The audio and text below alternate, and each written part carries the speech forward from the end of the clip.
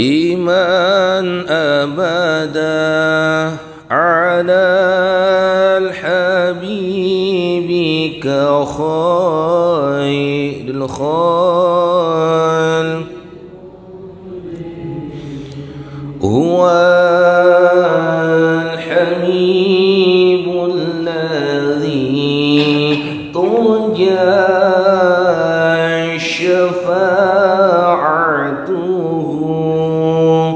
لكل هون من الأهوال مقتحم مولا صل وسلم دائما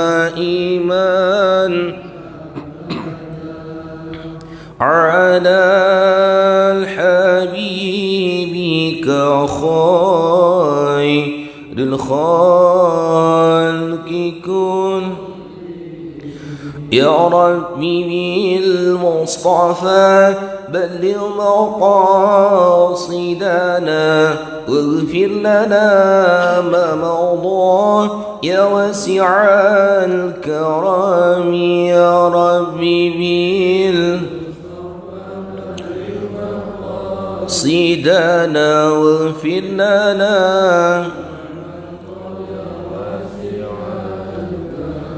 محمد سيد الكونين والثقلين والفريقين من عمر ومن أعجام يا ربي بالمصطفى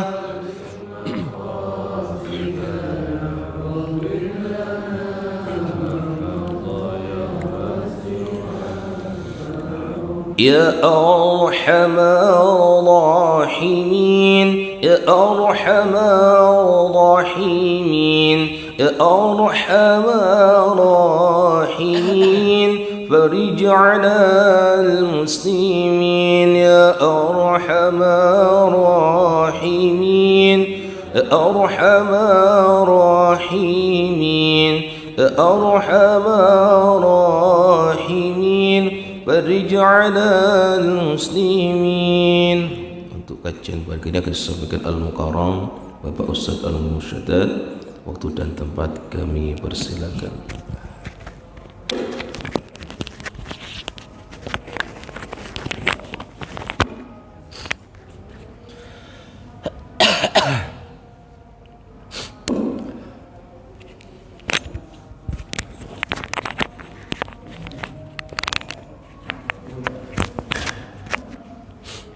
Assalamualaikum warahmatullahi wabarakatuh.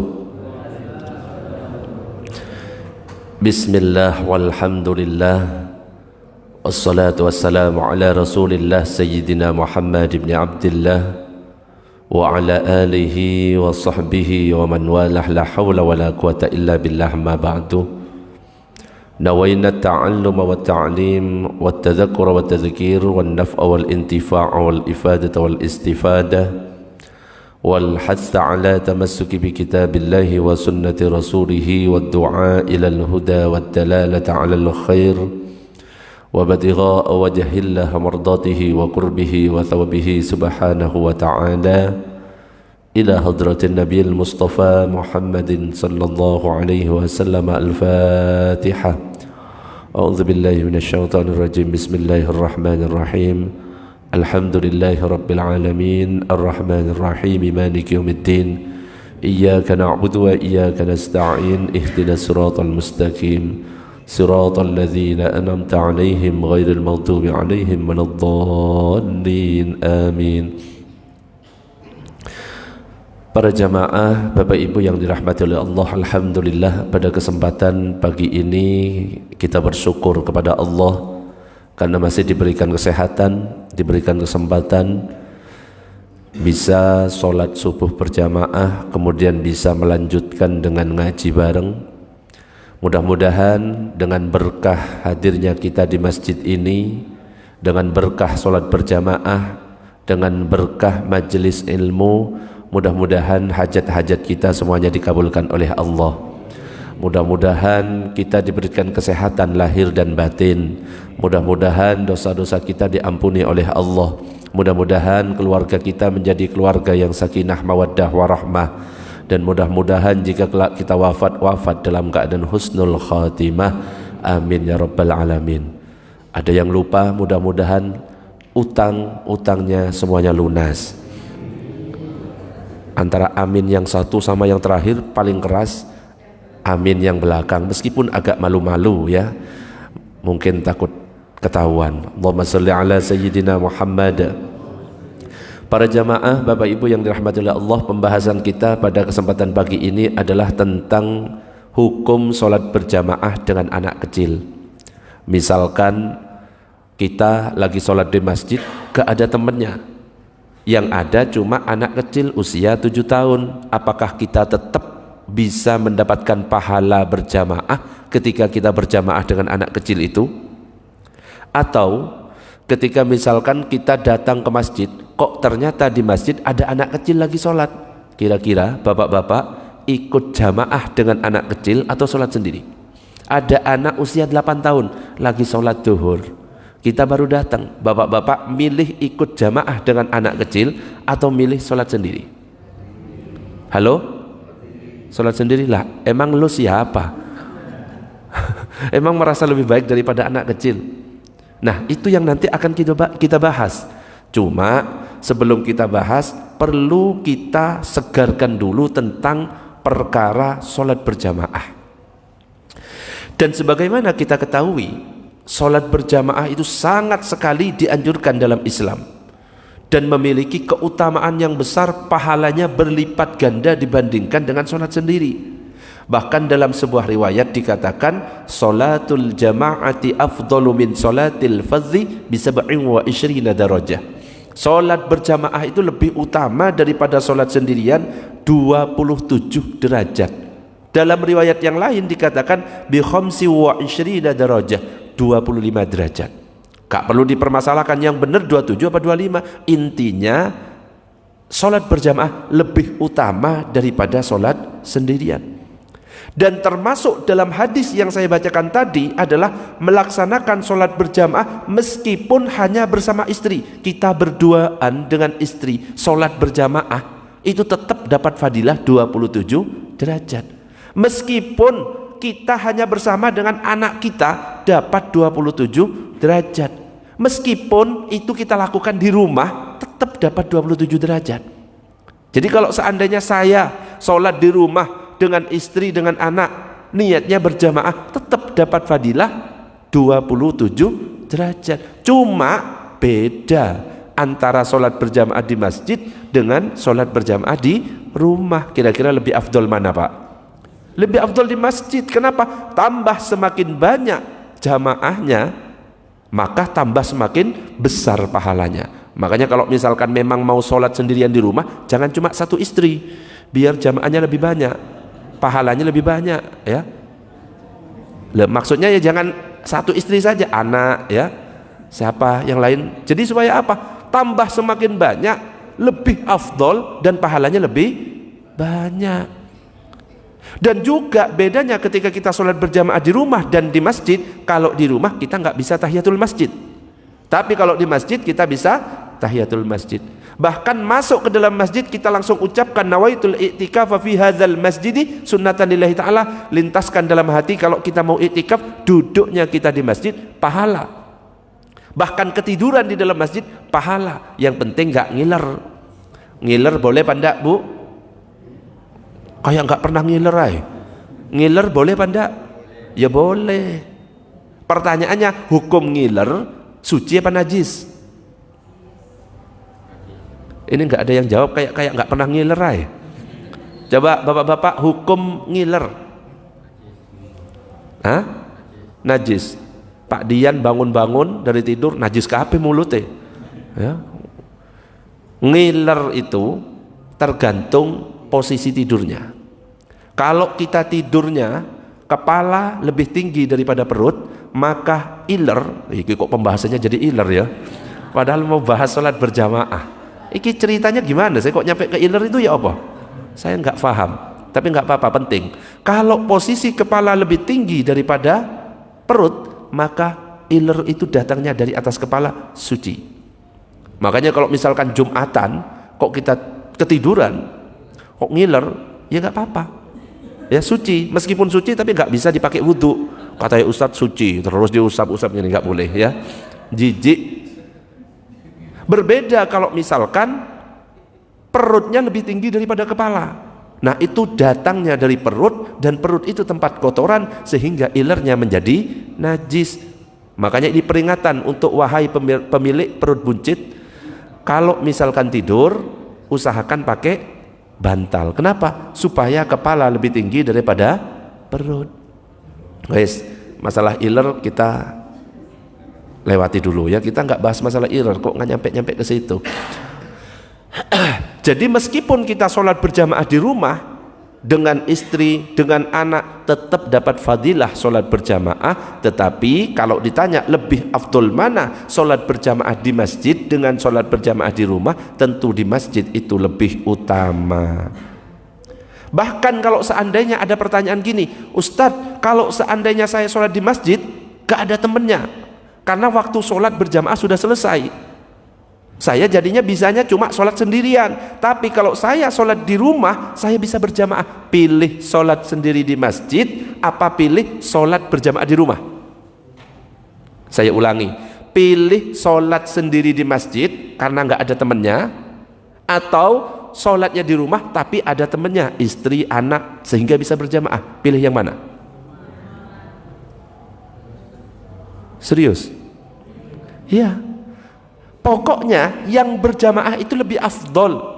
Jadi kalau seandainya ada dua pilihan itu, maka sholat di rumah yang dilakukan dengan berjamaah lebih afdol daripada sholat sendirian yang dilakukan di masjid. Itulah keutamaan dari sholat berjamaah. Allahumma sholli ala sayyidina Muhammad.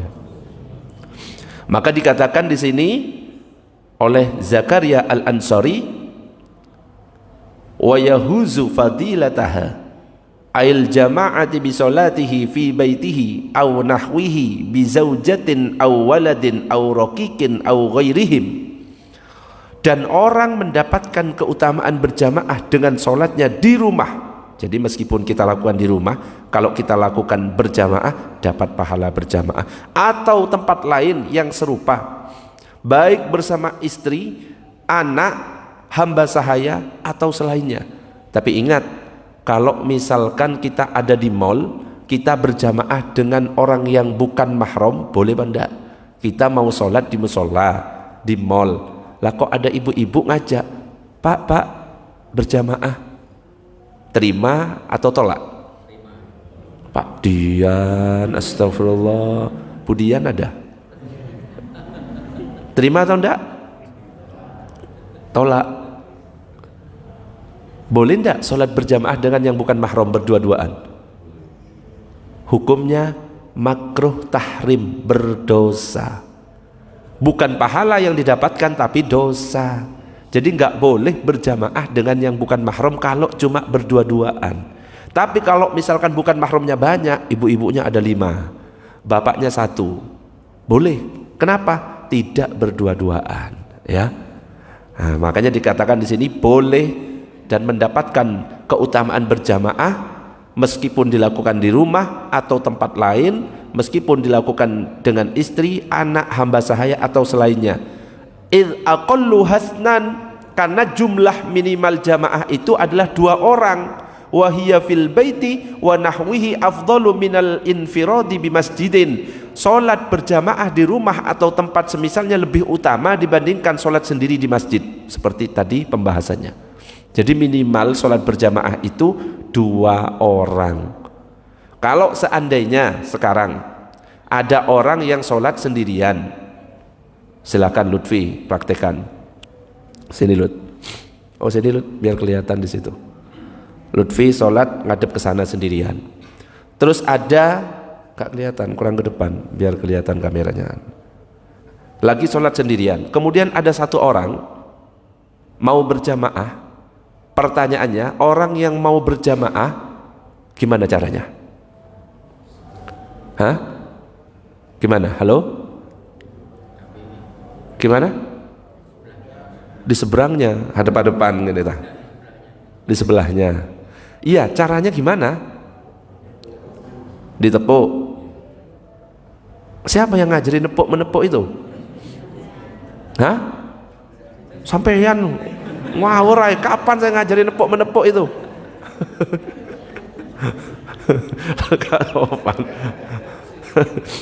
Berarti berdirinya di mana? Sebelah kanan. Lurus atau tidak? Tidak lurus. Habis berdiri di sebelah kanan dan tidak lurus, kemudian ngapain? Mulai bingung, itu kayak nggak pernah takbir. Habis takbir kita nggak jelas. Ini perlu praktek ini. Langsung cari korban. Pak Dian yang jawabnya agak ngawur tadi, ayo. terima ayo Pak Dian, praktek. Anggaplah langsung datang. Nah, ini lagi sholat. Terus gimana Pak Dian? Terus? Oke, ada yang punya pendapat beda? Pak Dian langsung berdiri di sampingnya, langsung takbir. Ojo melotot, jawaban iki. Iki diskusi. Hah? Ditepuk. Oke, minta tolong. Ayo Pak, silakan. Para pendapat menepuk, cara menepuknya gimana? Pak Dian duduk sini dulu. Dianggap salah, katanya kurang ya. Gak apa-apa, kita latihan ya. Nanti yang benar gimana? Oke, posisinya ojo noleh kamu Lut ya. Tepuk. Habis itu, oke, ada punya pendapat lain? Saya masalahnya, Pak duduk sini Pak ya.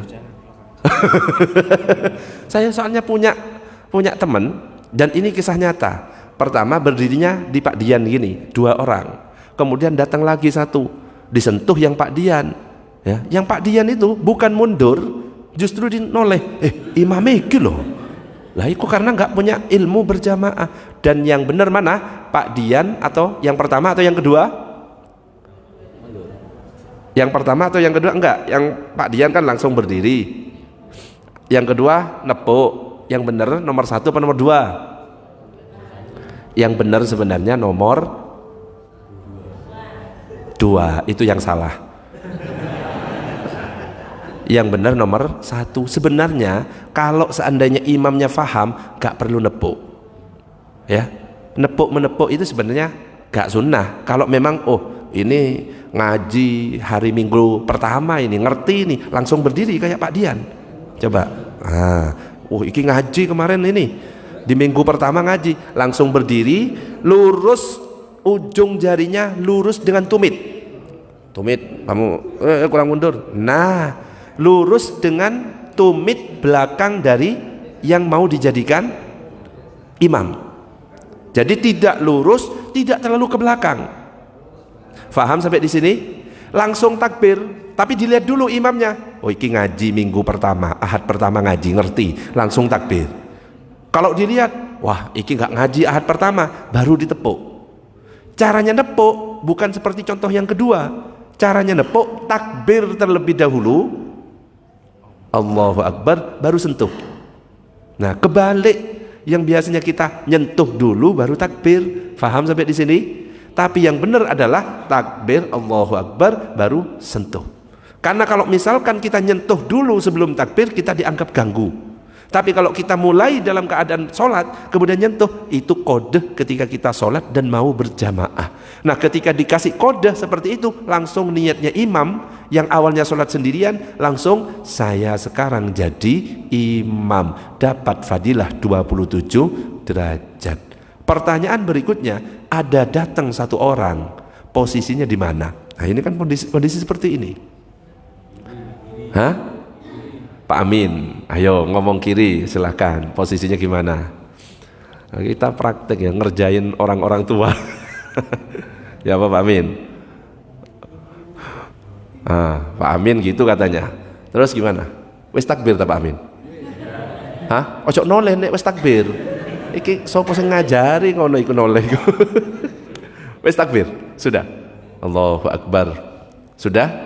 Terus habis itu mundur. Mundur. Ada yang lain? Ya. Jadi kalau dalam mazhab Syafi'i tidak seperti yang kita lihat. Biasanya langsung ada berdiri di situ terus narik orang, betul? Tidak. Kalau dalam mazhab Syafi'i seperti yang dipraktikkan Pak Amin. Coba Pak Dian kan posisi sini. Jadi Pak Amin langsung berdiri di kiri. Ayo Pak Amin berdiri langsung takbir. Allahu Akbar. Ketika Pak Amin takbir langsung mundur. Mundurnya lurus dulu. Cok nyerong kayak segitiga Pitagoras saya. Ya, mundurnya lurus dulu. Nah, sampai lurus ke soft berikutnya, mundur lagi, baru rapat. Nah, itu kalau dalam mazhab Syafi'i sebenarnya seperti itu. Jelas atau tidak, Bapak Ibu? Allahumma shalli ala sayyidina Muhammad. Oke, silakan kembali ke tempat. Jadi minimal sholat berjamaah 2. Kalau kita mengatur soft, diawali dari tengah. Ya, bukan langsung dari kanan sana, bukan. Kalau imamnya di sini, pertama di sini, kemudian di kiri, kanan, kiri, kanan, kiri, kanan, kiri, sampai penuh soft 1. Ketika soft 1 sudah penuh, ada lagi datang bukan dari kanan, tengah. Datang lagi di kiri, kanan, kiri, kanan, kiri, kanan, kiri. Jadi melebar lagi sampai ke samping. Sudah penuh soft 1, sudah penuh soft 2, kemudian ada satu orang datang. Kalau dalam mazhab Syafi'i orang yang sholat sendirian gak ada temennya, sah sholatnya, cuma gak dapat fadilah berjamaah. Makanya kalau kita sholat sendirian kok gak ada temennya, wah iki kayak gak ada temennya ini. Kalau tak tunggu kayaknya gak mungkin ada yang datang lagi. Maka caranya gimana? Ngajak yang di depannya, takbir dulu Allahu Akbar, yang di depannya sentuh. Bisa bayangkan? Kan ini full soft 2, soft 1 full. Ada orang satu datang, takbir di tengah, Allahu Akbar, sentuh. Faham? Bisa bayangkan? Ketika disentuh, yang disentuh jangan malah, woi, ojo ganggu, ojo gitu. Tapi langsung mundur. Terus yang tempat yang orang yang mundur kosong, betul? Ketika kosong, merapat yang kirinya, yang kanannya merapat terus. Jadi ada yang pojok sana itu nanti kosong. Bisa bayangkan? Nah, ketika ada orang datang baru nempati pojok situ. Maka yang soft terakhir yang baru datang, yang ditemani satu orang ngajak di depannya, itu akhirnya dapat fadilah berjamaah. Itu tata cara kalau kita berjamaah. Allahumma sholli ala sayyidina Muhammad. Oke, sebelum dilanjut sampai di sini masih muqaddimah. Ada pertanyaan, ini belum dibahas. Bagaimana kalau sholatnya dengan anak kecil? Atau bagaimana jika imamnya anak kecil? Apakah sah? Apakah boleh? Nanti setelah yang satu ini. Ada pertanyaan? Monggo Bah, silakan. Jikanya berapa lama? Sampai berapa lama Ustaz? Sampai nunggu ada jamaah lain enggak kira-kira untuk kita bisa? Oh, ya. Saya datangnya sendirian. Soft 1, soft 2 sudah penuh. Saya nunggu berapa lama? Perkiraan saja. Kayaknya ini wis datang kabeh yang istiqomah jamaah ini. Ya, kok kayak wis istiqomah, yang istiqomah berjamaah wis datang semuanya. Kalau misalkan kita masih yakin di tempat wudhu kok ada bunyi-bunyi air, oh masih ada orang ini. Ya sudah, takbir, enggak usah ngajak di depannya. Nanti orang yang wudhu itu menempati. Tapi kok kayak sepi ini, kayak wis terakhir. Langsung aja enggak apa-apa. Langsung sentuh, nggak usah nunggu-nunggu. Nanti kalau misalkan kok ada yang datang, langsung diisi yang pojok kanan yang tadi longgar. Gitu, bisa difahami? Ada pertanyaan yang lain? Monggo. Ya, silakan Pak Dian. Kita kalau di mall akan diajak berjamaah dengan non muhrim, kan tadi kan. Muhrim apa mahram? Mahram. Kita kan. Tapi kalau di kantor gimana? Ustaz? Di kantor kan semuanya kan karyawan kenal gitu. Ayo jamaah gimana? Di musola. Berdua. Mau kenal ataupun tidak kenal, yang penting itu bukan mahram, tidak diperbolehkan. Kecuali ngajak yang lain lagi 2. Ayo Bu, ada lagi yang lain. Loh, aduh Pak, ini sudah selesai. Ya wes Bu, salat sendiri-sendiri aja, malah gak dapat pahala berjamaah, justru dosa Bu, gak boleh gitu. Halah, sok suci. Ya gak apa-apa gitu aja, sekalian ribut aja ya. Ya, gak apa-apa wes ribut-ribut dikit gak apa-apa. Jadi tetap meskipun kenal, gak kenal, tetap gak boleh. Saya dengan sepupu saya, sepupu itu mahram atau bukan? Boleh dinikahin gak sepupu? Boleh. Saya berdua-duaan dengan sepupu, sholat berjamaah, ya gak boleh. Padahal itu kerabat dekat loh. Cuma karena bukan mahram, ya tetap gak boleh aturannya. Tapi kalau sepupunya ada dua, sepupu, boleh. Kenapa? Tidak kholwat. Jadi haramnya itu karena berdua-duaan alias kholwat. Khawatir timbul fitnah. Allahumma sholli ala sayyidina Muhammad. Ada pertanyaan yang lain? Monggo Mbah, silakan Mbah. Di masjid. Ketika kita sholat di masjid kita nggak ketemu siapa-siapa karena kita tidak perlu ada perjalanan masjidnya sendiri. Dan zaman sekarang kan kita komunikasi dengan rumah kan gampang. Kita ada istri tunggu kita berjamaah. Apakah kita sholat di masjid sendiri di perjalanan ataukah kita berjamaah dengan istri di rumah setelah diundang untuk bersama? Ya, pertanyaan bagus. Sholat di masjid bagi lagi kan harus. Katanya siapa harus? Hukum sholat berjamaah itu apa? Tergantung Abah itu mengikuti pendapatnya siapa. Kalau pendapat yang diikuti adalah mazhab Hambali, wajib. Sholat berjamaah bagi laki-laki wajib alias fardu ain kalau menurut mazhab Hambali. Artinya apa? Kalau misalkan ada orang sholat di rumah, sah sholatnya, tapi dia berdosa karena tidak berjamaah, itu mazhab Hambali. Nah kalau kita pakai mazhab Hanafi dan Maliki, itu sunnah muakkadah. Kalau mazhab Syafi'i, fardu kifayah. Kalau ada sekelompok orang yang sudah sholat berjamaah, yang sholat di rumah tidak berdosa. Nah, Abah pakai pendapat yang mana dulu? Mazhab Hambali atau mazhab Syafi'i? Mazhab? Oke, jamaah pakai pendapatnya siapa? Syafi'i, nyari gampangnya ya. Ono perwakilan mana ya. Jadi mana yang kita lakukan Ustaz? Kalau sholat di masjid di perjalanan sendirian gitu bagi.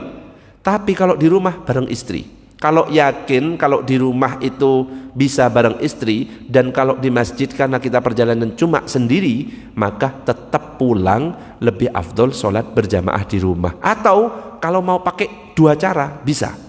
Tetap datang ke masjid, siapa tahu nanti ada temennya, kita sholat. Kok kita sampai selesai sholat gak ada yang nepuk-nepuk, ya? Ingat, sholat berjamaah, sholat wajib bisa dilakukan berapa kali? 2 kali, dengan syarat sholat yang kedua harus berjamaah. Sholat kok gak ono sing nepuk sampai salam, pulang. Nyampe di rumah, ajak istri lagi sholat. Jadi sholat wajib boleh diulangi 2 kali dengan syarat sholat yang kedua harus berjamaah. Jadi boleh pakai cara pertama langsung pulang, sholat berjamaah bersama istri, boleh mampir ke masjid, siapa tahu kita dapat teman untuk berjamaah. Itu pun kalau kita dapat teman berjamaah, kok di rumah istri belum sholat, ajak lagi, boleh. Dan ini terjadi di zaman Rasulullah SAW.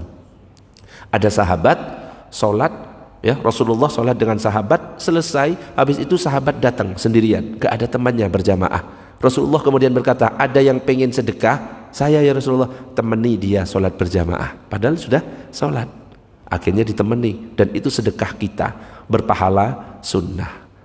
Gitu. Allahumma sholli ala sayyidina Muhammad. Ada pertanyaan? Ya, monggo Pak Herman. Rakaat terakhir dari sholat berjamaah itu, dia berharap ada temannya. Ternyata temannya tidak sebelahnya, di pojok sini. Bagaimana hukumnya itu ya? Pas rakaat terakhir, sudah rakaat keempat lah ya, temannya baru datang tapi di tempat yang lain, di pojok. Hah? Harusnya kan berjajaran gitu kan? Jajar gitu kan? Nah itu enggak, di pojok sini sendirian. Dia sendirian berarti kan? Oh. Belakang tapi sendirian gitu. Oh gitu. Gak milih berjamaah dengan kita. Enggak gini. Kita ikut berjamaah. Kita soft terakhir ya. Soft terakhir, ikut jamaah dengan imam. Betul, terus. Yang terakhir sendiri yang kita harapkan sama-sama dengan kita itu yang terakhir kan harus ada temannya katanya gitu.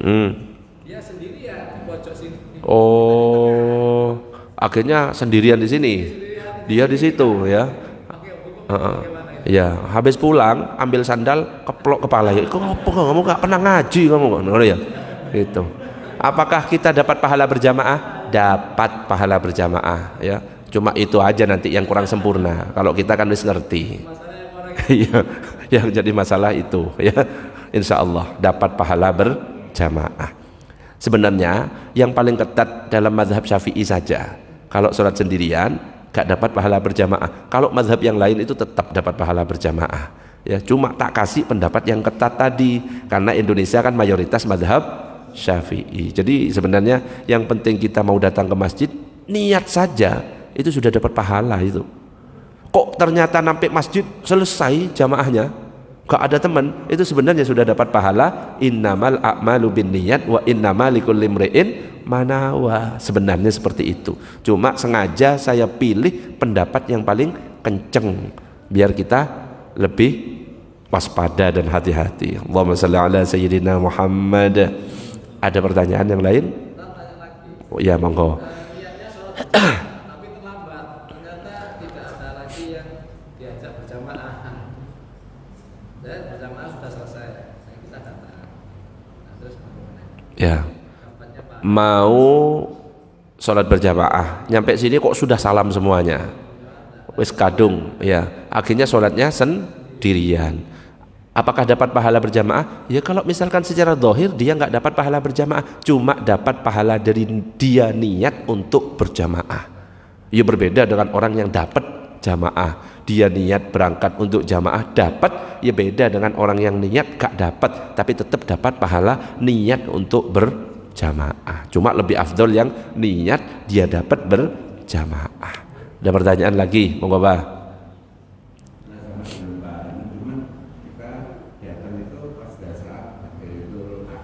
Ayat masih banyak orang yang wudhu. Nah, apakah kita tetap ngikutin itu? Apakah nanti kita sholat sendirian buat jamaah baru? Yang masih wudhu? Ya. Oke. Yang lebih afdol itu adalah ikut dengan imam rawatib. Ikut imam rawatib. Imam rawatib itu imam yang dipilih di masjid itu. Jadi meskipun posisinya dalam keadaan tasyahud akhir, itu tetap kita dapat pahala jamaah. Langsung takbir, jangan nunggu. Termasuk ketika tasyahud awal, ya, jangan nunggu sampai imam berdiri, langsung takbir, langsung duduk. Kebanyakan kita gitu. Kita datang terlambat, ngelihat imam lagi sujud, kita nggak langsung sujud. Kita tunggu imam itu sampai berdiri. Alasannya apa? Kan nggak dihitung, soalnya nggak dapat ruku. Nggak gitu konsepnya. Tapi kita takbir, langsung apa yang kita dapatkan dari imam langsung kita ikuti. Mau itu dihitung rokaat atau tidak. Begitu juga ketika kita datang, kok imam sudah tasyahud akhir, meskipun di belakang ada yang berwudu, kita langsung takbir, ikut imam rawatib di masjid ini, langsung duduk. Adapun yang datang biar ikut kita nanti. Gitu caranya. Ada lagi pertanyaan? Monggo, silakan.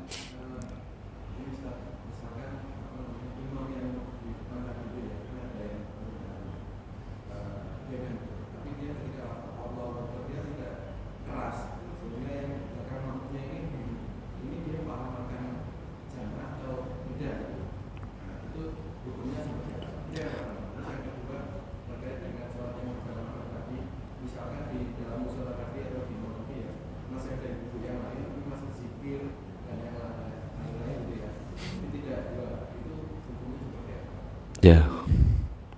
Oke, yang pertama kita langsung ngikut di sampingnya. Orang ini paham atau enggak ya, tapi tetap sir ya. Kita langsung ikut. Akhirnya kita mikir, ini sebenarnya wis paham enggak kalau saya ikuti? Gitu kan? Apakah sholat saya sah? Tetap sah. Jadi seandainya tadi saya sholat subuh, kok ternyata saya baca sir, ngerti maksudnya? Saya sholat subuh tadi, saya bacanya sir. Pertanyaannya, sholat subuh kita sah apa enggak? Gak ada yang berani jawab. Sah atau tidak? Sah, cuma makruh. Ya, jadi apakah sah? Sah.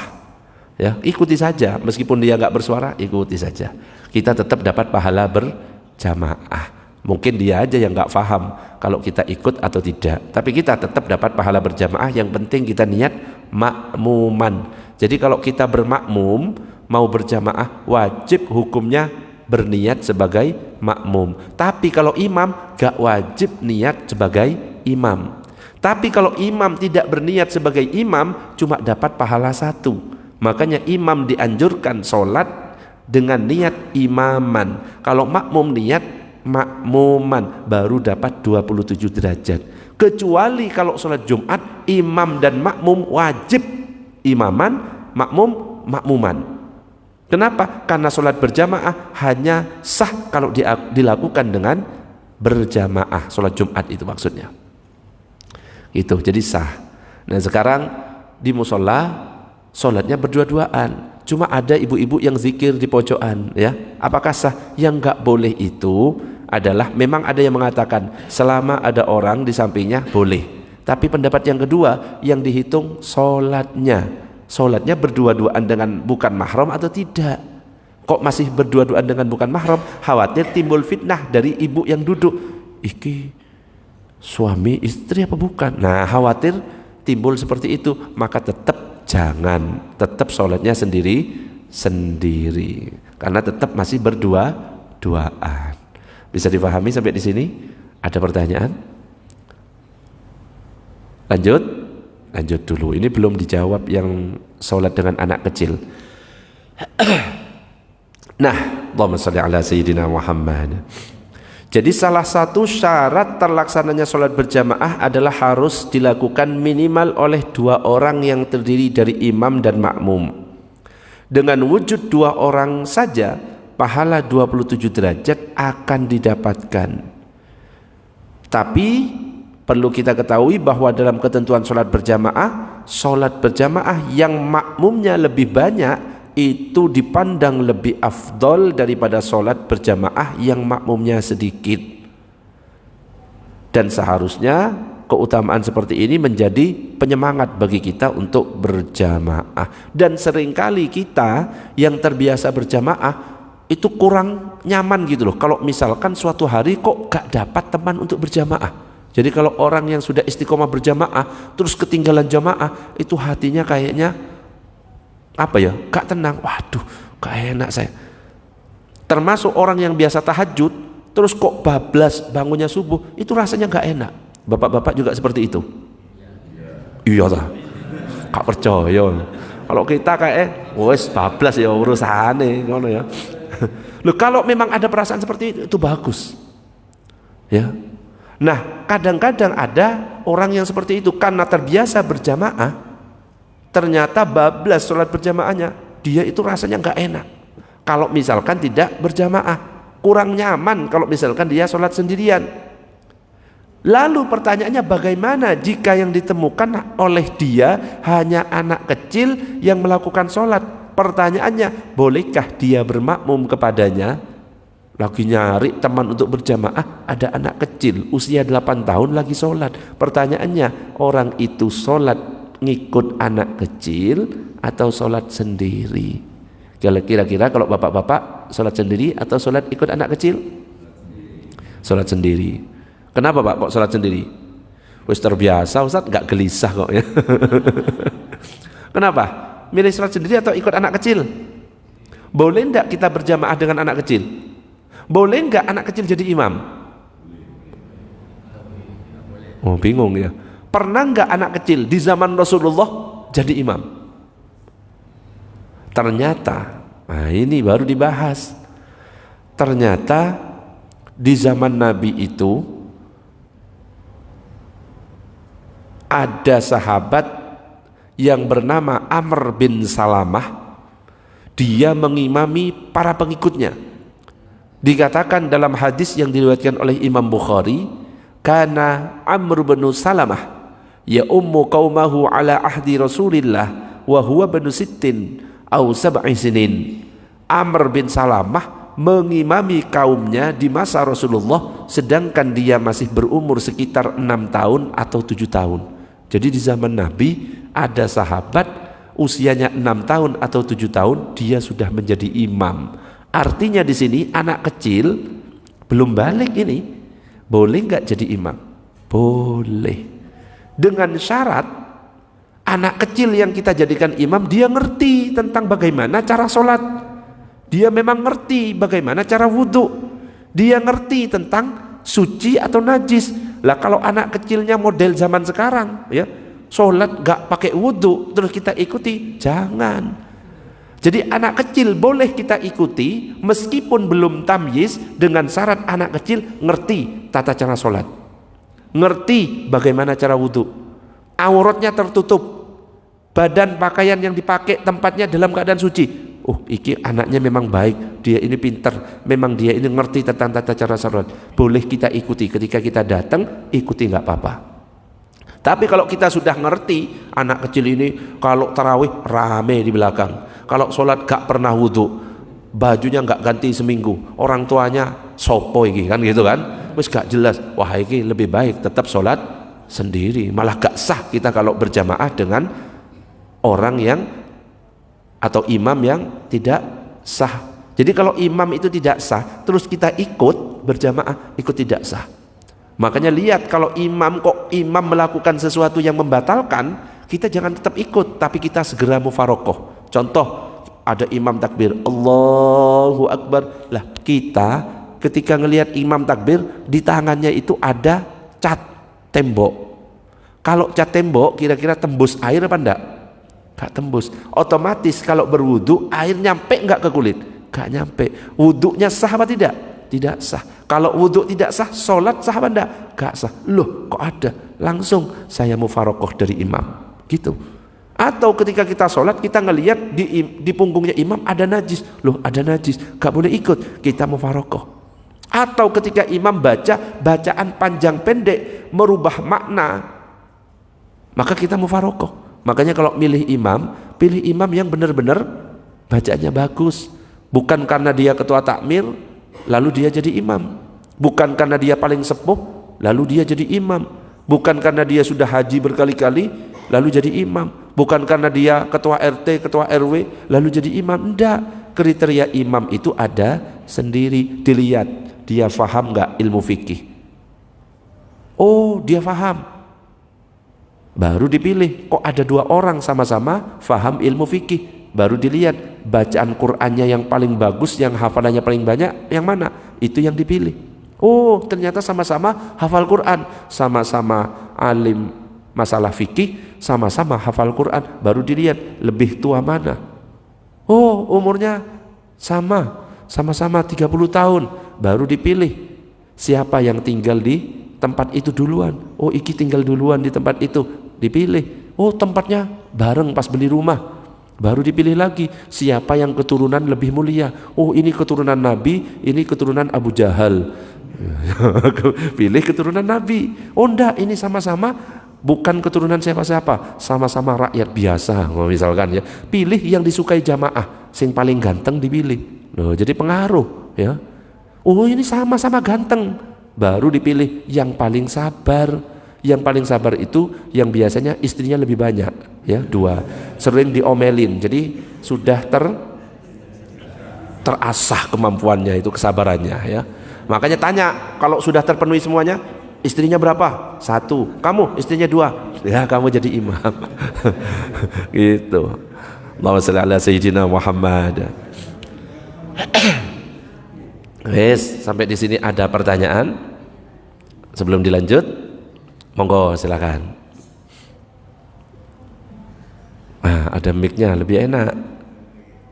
Jadi misalkan yang dia buat mufarokoh, misalkan ketawanya itu setelah selesai sholat kamu dikawin, baru ketahuan, oh ternyata ada yang mengalami yang menyebabkan sholat itu kasar, terus disampaikan, terus kita mengulangi lagi. Iya. Ya, sudah. Jadi kalau misalkan kok kita tahu sebagai makmum, loh kok ono najis sih ternyata, gitu ya. atau ada catnya di tangannya imam, kita tetap sah. Ya, kita ikut itu tetap sah. Kenapa? Karena kita memang tidak tahu. Lah kok tahunya setelah selesai? Kita kasih tahu ke imamnya, imam, di tanganmu lah ada cat. Imamnya yang ngulang. Faham sampai di sini? Karena imamnya yang nggak sah. Nah kalau kita sah, kenapa? Karena kita nggak tahu kalau imam melakukan hal yang membatalkan. Tapi kalau kita tahu imam melakukan yang membatalkan, kita masih ikut, kita juga jadinya batal. Ustadz, kalau mufarokoh, apakah ikut imam gerakannya atau tidak? Sebenarnya kalau sudah mufarokoh, kita itu sudah pisah dari imam, gak usah ikut gerakan imam. Cuma masalahnya jamaah yang lain kan gak paham. Loh iki softnya di soft 1, dia mufarokoh, sholatnya gerakannya beda sendiri, kira-kira rame gak di belakang? Iki loh Pak Amin gerakannya loh sendiri, kayaknya ini aliran Aminiyah ini. Wah kan bisa timbul fitnah. Nah khawatir timbul fitnah kalau kita posisi di soft 1, ikuti gerakan meskipun kita sudah pisah dari imam. Faham sampai di sini?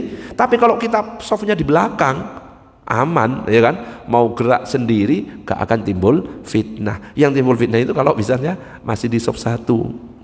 Ada yang bertanya, Ustadz kalau mufarokoh apakah keluar dari soft? Enggak, kita nggak membatalkan sholat, cuma kita pisah dari imam. Kalau kita keluar dari sholat, ya kita batal. Bisa dipahami sampai di sini? Allahumma shalli ala sayyidina Muhammad. Ada pertanyaan? Monggo.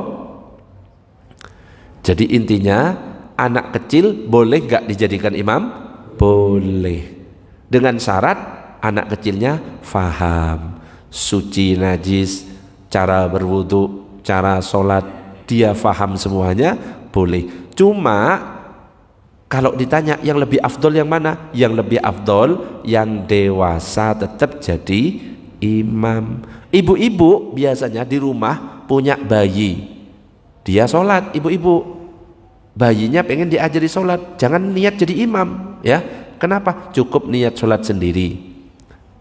Imam bayi yang mau ikut sholat biarkan aja ikut, mau muter-muter biarkan.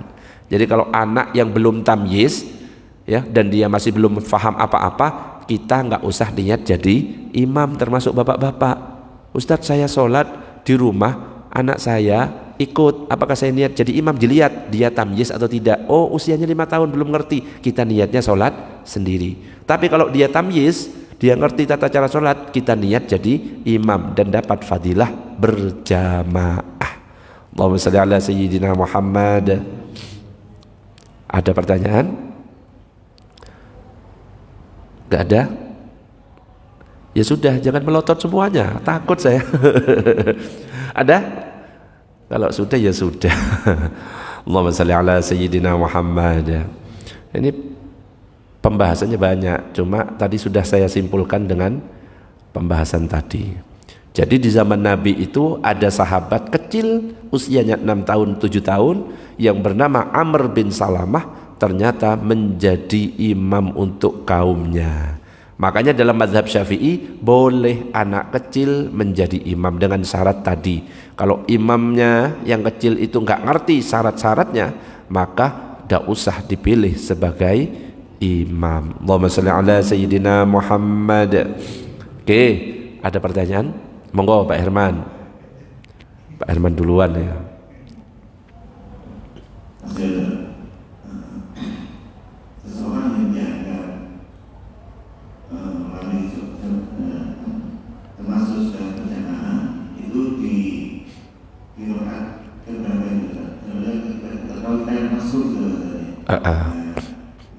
Posisi di rakaat terakhir atau batasannya, batasan dianggap sudah dapat jamaah ya. Batasan seseorang tetap masih dapat fadilah jamaah kalau dia masih mendapatkan ucapan salamnya imam.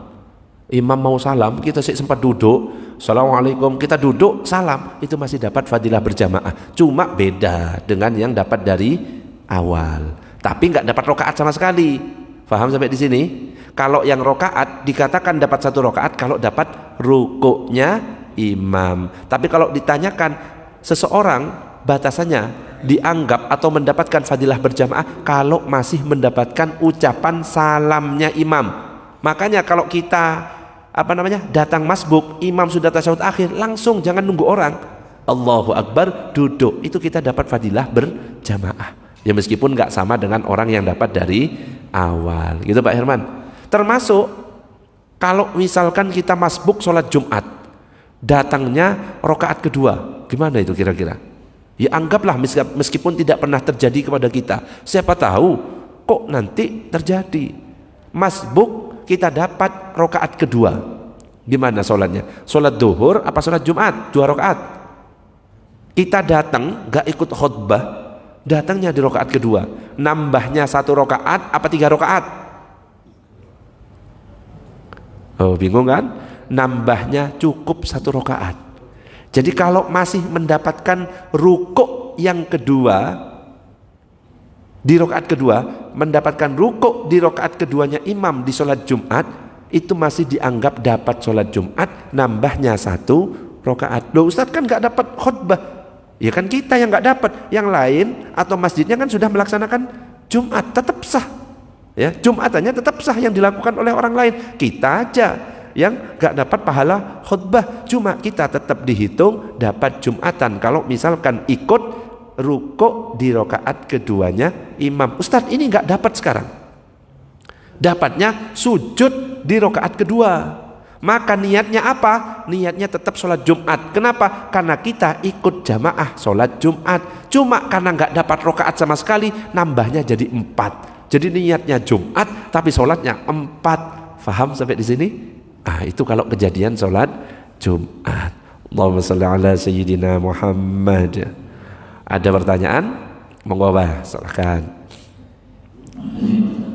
Kalau dibalik kita sholat, kemudian ada anak kecil, anak kecil itu tidak pernah ramai, tidak tahu tentang Al-Quran dan kemudian yang kedua setelah dari rumah, yang dalam tema ini adalah sholat berjamaah dengan anak-anak kawasannya. Karena mungkin karena namanya anak-anak kawasannya di masjid yang ramai.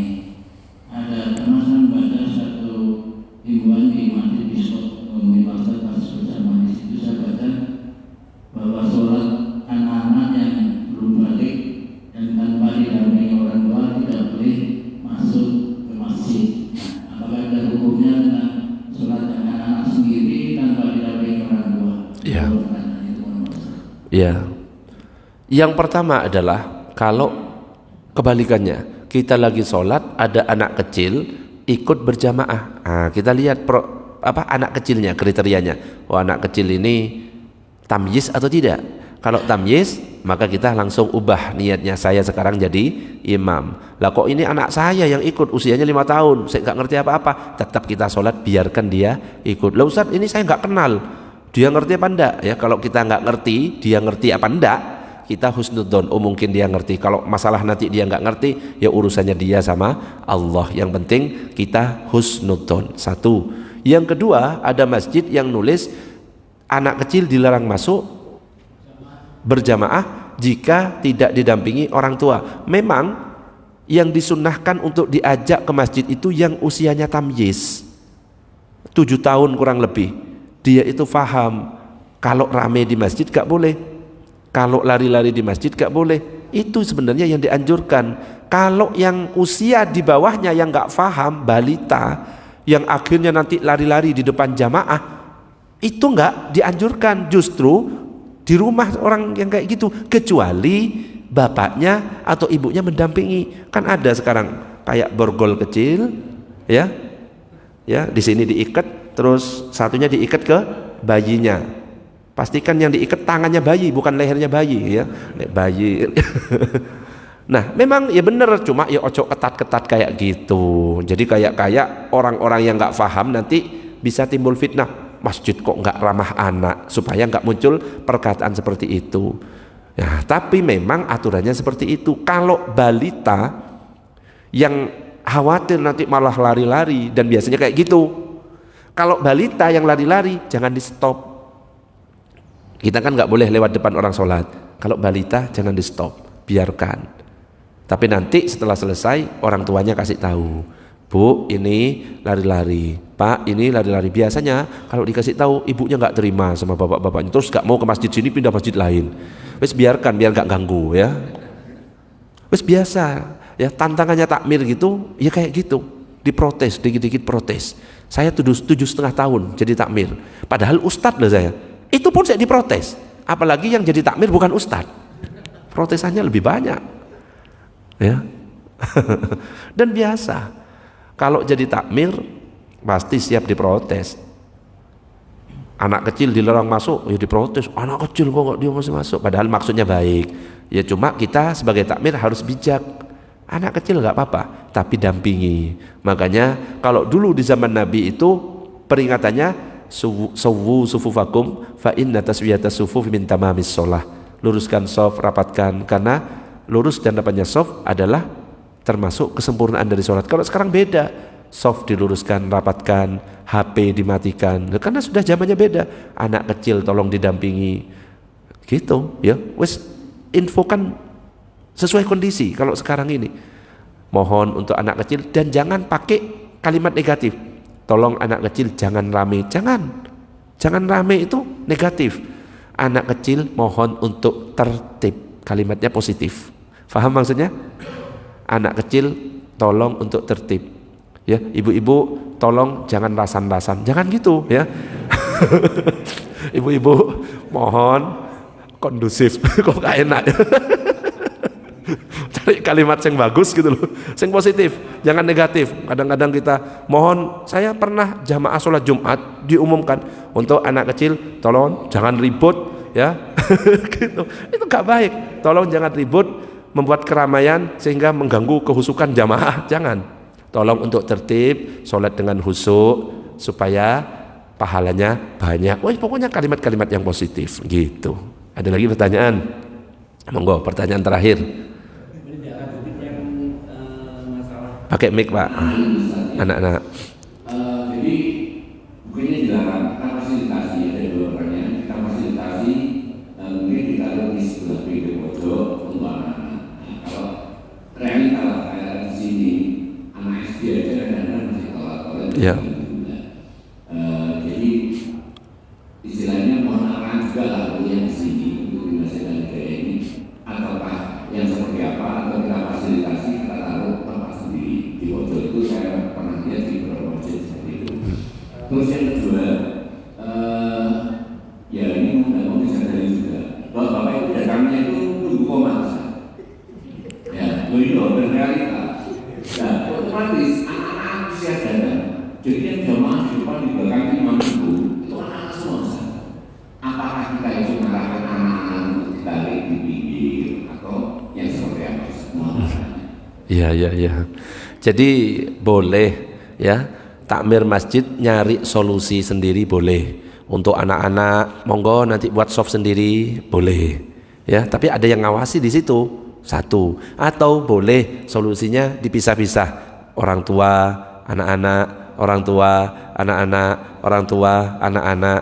Itu yang pertama. Jadi solusi terserah dari masjidnya supaya tertib. Di sini lebih tahu caranya gimana. Bahkan saya pernah ngisi di Prambon itu untuk anak-anak ada tempatnya sendiri, serambi masjid. Untuk anak-anak silakan baris di serambi masjid dan tertib. Tertib pas takbir. Habis takbir rame ini. Rame. Habis itu namanya anak-anak ya. Makanya wis cari solusi sing ngerti itu masjidnya. Oh biasanya ini kalau diletakkan di serambi rame, wis diselip-selipkan di jamaah di belakang tapi kalau bisa. Nah sekarang ada kondisi bapak-bapak datangnya pas iqomah ya, biasanya gitu kan, apalagi yang rumahnya depan masjid. Belum iqomah Ustadz Sofyan itu 20 menit ya. Sama kayak saya kalau datang gak langsung keluar, Ustadz Sofyan saya zikir 20 menit, saya baru kurang 5 menit baru masuk. Wes hafal ya. Bapak-bapak biasanya nunggu iqomah, apalagi yang biasanya depan masjid. Justru yang rajin itu yang rumahnya jauh dari masjid, itu datang sebelum iqomah. Yang depan masjid itu nyantai, saya ngopi, rokokan, Allahu Akbar, baru datang.